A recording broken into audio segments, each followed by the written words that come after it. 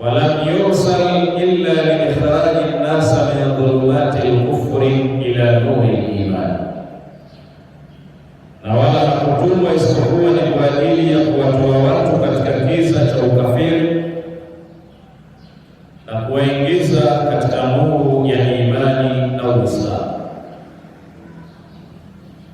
Pia rehema na amani yazipeleke kwa masahaba zake na watu wote wema. Ndugu zangu Waislamu, awali ya yote, assalamu alaikum wa rahmatullahi wa barakatuh. Ma zala hadithuna hawla tafsir al-Quran al-Karim fi surati An-Nur. Bado tunaendelea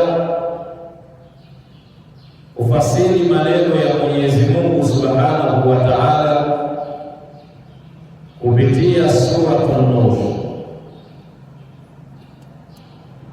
na leo tuko aya nambari 2.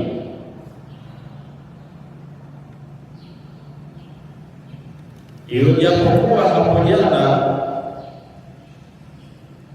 tuliweza kukumbushia sehemu ya nukta za msingi ambazo ishtamalat alayhi hadhihi sura, ambazo zinahusikana na yale yaliyomo ndani ya sura hii. Wa min ahammi nuqat allati nata'allamna imbaya, na katika nukta za muhimu na msingi ambazo tulizojifundisha jana ni kwa nini tumeamua kufasiri sura hii ambayo ni Surat An-Nur. Tukasema kwamba tumeamua kufasiri Surat An-Nur itibaa li amri Rasulillahi sallallahu alayhi wasallam li ashabi, ni kwa ajili ya kufuata maamrisho na maagizo ya Bwana Mtume Muhammad sallallahu alayhi wasallam kwa masahaba zake. Bwana Mtume Muhammad sallallahu alayhi wasallam hinama kana fi Makkah al-Mukarrama, wakati alipokuwa katika mji wa Makka, kana fi halati dha'f huwa wa ashabu, alikuwa katika hali ya udhaifu yeye na masahaba zake, kwa kiasi ambacho kana la yamliku yadu as-sulta, alikuwa hamiliki mkono wa maamuzi ndani ya utawala wa watu wa Makka, kiasi kwamba sheria za Kiislamu ndani ya mji wa Makka zilikuwa hazijaweza kuteremshwa kutokana na kutofanyiwa kazi. Falamma haja Rasulullah sallallahu alayhi wasallam, kabla ya kuhama Bwana Mtume Muhammad sallallahu alayhi wasallam kutoka katika ardhi ya Makka kwenda katika mji wa Madinatul Munawwara, makatha Rasulullah sallallahu alayhi wasallam ba'da bi'ithatihi 23 sana. Bwana Mtume sallallahu alayhi wasallam baada ya kutumwa na kupewa unabii na utume, aliweza kukaa katika mji wa Makka akiwalingania watu kuja katika Uislamu kwa muda wa miaka 23 takriban. Lakini katika kipindi chote hichi Kazi kubwa aliyoifanya Bwana Mtume Muhammad sallallahu alayhi wasallam huwa ad-da'watu nasa, ni kuwaita watu ila kalimati tauhidi, katika neno la tauhidi, wa huwa la ilaha illa Allah Muhammadan Rasulullah, ni kuwaita watu kuja kumwabudu Mwenyezi Mungu mmoja na kuacha kuwaamrisha na kuwakataza wasiendelee kuishi katika giza cha ushirikina pamoja na ukafiri, lakini kuwathibitishia watu kwamba yeye ni mtume wa Mwenyezi Mungu Subhanahu wa Ta'ala. Katika kipindi hicho yako mengi ambayo walikutana nayo kutokana na ukubwa na uzito wa mafundisho ya Mwenyezi Mungu Subhanahu wa Ta'ala aliyoyabeba, lakini yote aliweza kuvumilia kwa sababu njia yake ilikuwa sio ya utashi wake, bali ni utashi wa Mwenyezi Mungu Subhanahu wa Ta'ala, ambao ulimtaka aweze kuyafikisha kwa namna ambavyo alivyoamrishwa na Mwenyezi Mungu Subhanahu wa Ta'ala, bighairi tanqis au ziada, bila ya kupunguza au kuzidisha chochote katika yale aliyoamrishwa na Mwenyezi Mungu Subhanahu wa Ta'ala. Baada ya miaka 23 Bwana Mtume Muhammad sallallahu alayhi wasallam hajara min Makkah ila al-Madina, akahama kutoka Makka kwenda katika mji wa Madina. Alipofika katika mji wa Madina kwa mara ya kwanza ndani ya tarehe ya Kiislamu, ndipo alipoweza kusimamisha ad-dawlatu al-islamia, alipoweza kusimika dola ya Kiislamu.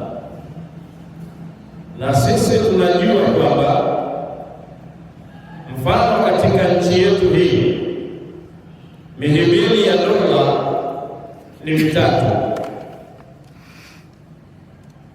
Kuna muhimili wa Rais wa Jamhuri ya Muungano wa Tanzania,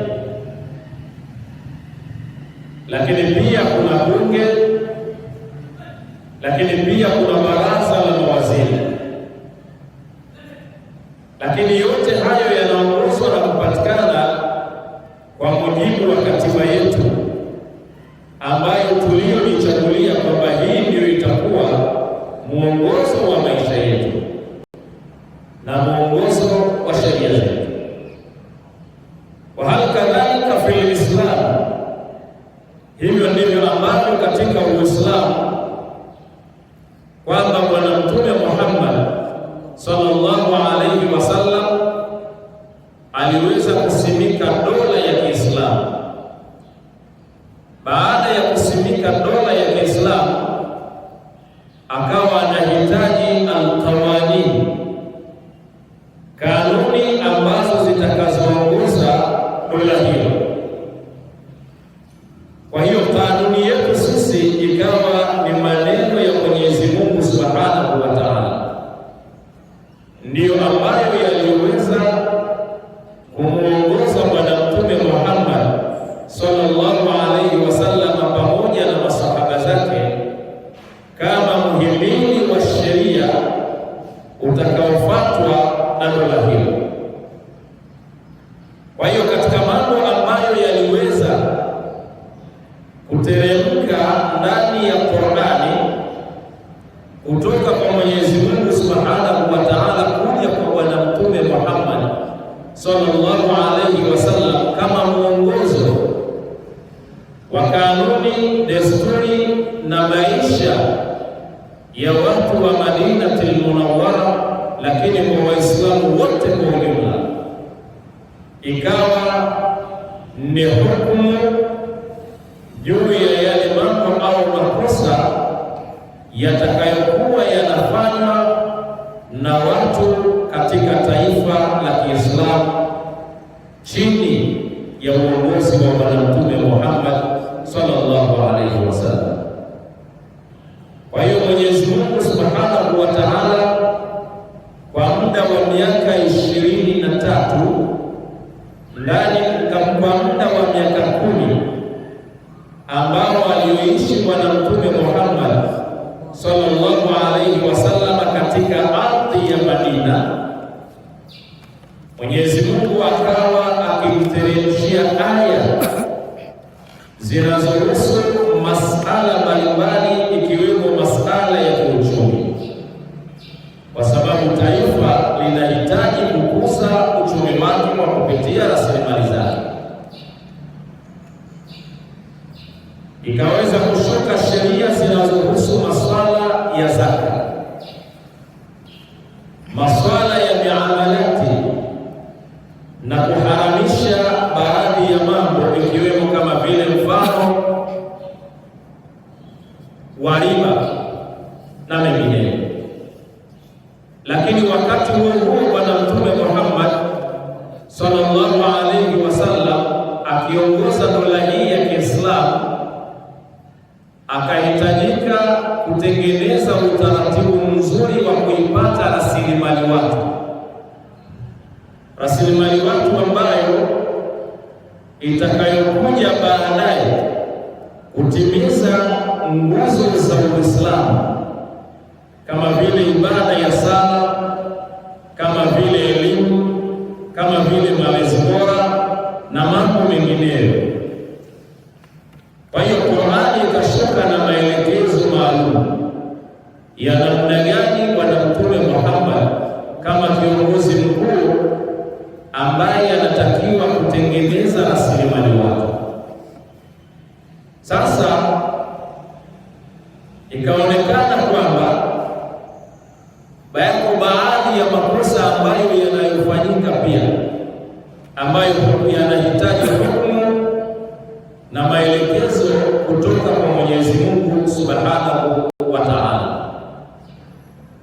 Sasa Mwenyezi Mungu Subhanahu wa Ta'ala akaiteremsha Surat An-Nur, akaiteremsha sura hii ambayo pia Bwana Mtume Muhammad sallallahu alaihi wasallam kullama tas'at ad-dawlatu al-islamiyya, kwa kadri ambavyo ilivyokuwa inatanuka dola ya Kiislamu, zadat ihtiyajun al-muslimina ila fahmi shari'ati al-islamiyya, yaliongezeka mahitaji kwa Waislamu juu ya ufahamu wa sheria na hukumu za Kiislamu. Bwana Mtume Muhammad sallallahu alaihi wasallam katika kipindi hiki akawa anawateua baadhi ya masahaba kwenda kuwa ni viongozi katika baadhi ya maeneo, lakini hakuwapeleka hivi hivi bila kuwa na msaada wa kisheria na kanuni pamoja na hukumu ambazo zitakazowaongoza katika uongozi wao. Kwa hiyo Bwana Mtume Muhammad sallallahu alaihi wasallam akawaambia masahaba zake kwamba alimu rijalikum suratul Maida, wafundisheni wanaume wenu suratul Maida, waalimu nisaikum suratul An-Nur, na mwafundishe wanawake zenu surat An-Nur. Hii maana yake nini? Falsafa ya Bwana Mtume Muhammad sallallahu alaihi wasallam alikuwa anaelimisha umma huu juu ya majukumu na mgawanyo wa majukumu kati ya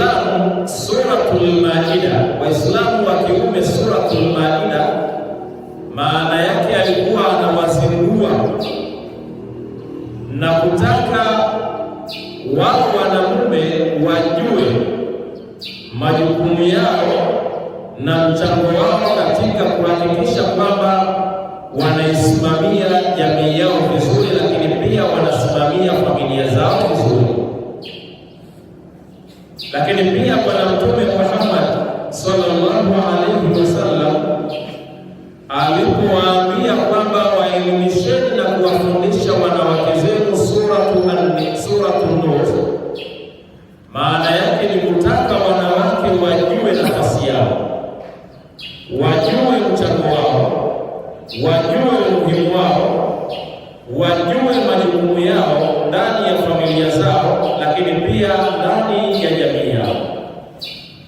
Na hii maana yake ni nini? Maana yake ni kwamba idha salahati zawj, mwanamume akiwa vizuri, idha salaha zawj, mwanamume akiwa vizuri, salahati zawja, na mwanamke atakuwa vizuri. Wa idha salahati zawja, mwanamke akiwa vizuri, salahat al-usra, na familia na yenyewe itakuwa vizuri. Wa idha fasada zawj, mume akiharibika, maana yake fasadati zawja, na mke ataharibika. Wa idha fasadati zawja fasadati al-usra, na mwanamke akiharibika, maana yake na familia itakuwa imeharibika. Sasa falsafa ya Bwana Mtume Muhammad sallallahu alaihi wasallam ni kutaka kuona kwamba pea hizi mbili zote zinashirikiana kwa kila mmoja kubeba majukumu yake, ili baadaye kuja kutengeneza rasilimali watu iliyokuwa bora. Kwa lugha nyingine ni kwamba Mwenyezi Mungu Subhanahu wa Ta'ala ametufaradhishia ibada hizi ambazo utekelezaji wake kwa ujumla zinahitaji rasilimali watu. Sasa iwapo baba na mama au wazazi kwa ujumla wakashindwa kubeba majukumu yao, maana yake tutakuwa tunakwenda kutengeneza kizazi ambacho hakitoweza kuja kutekeleza hizi ibada ambazo Mwenyezi Mungu Subhanahu wa Ta'ala ametufaradhishia. Kwa hiyo aya ya kwanza ambayo Mwenyezi Mungu Subhanahu wa Ta'ala aliyoanza nayo akatuambia suratun anzalnaha wa faradnaha, kwamba hii sura tumeiteremsha kwenu nyinyi